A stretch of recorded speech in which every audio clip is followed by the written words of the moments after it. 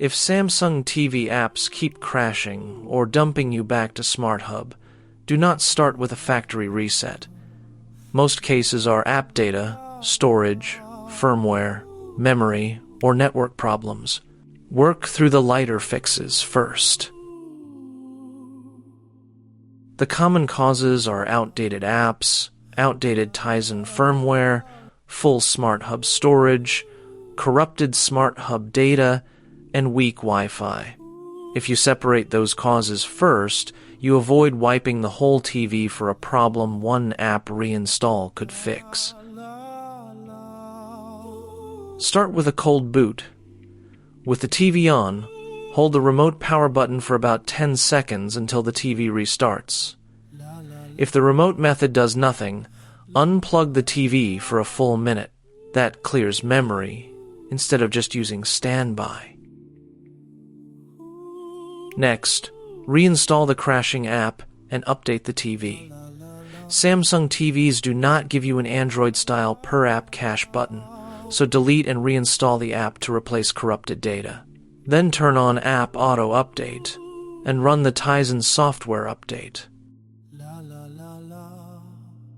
If apps still close at launch, free SmartHub storage.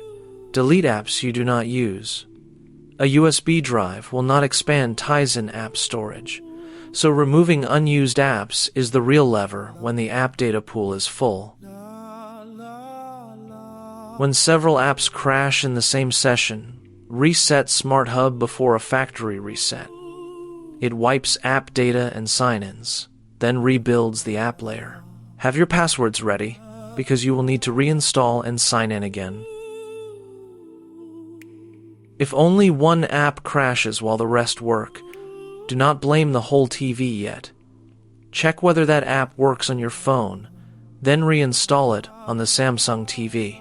A single app loop can be a corrupted install, a version mismatch, or an outage. Use wired Ethernet when the app buffers or freezes right before closing.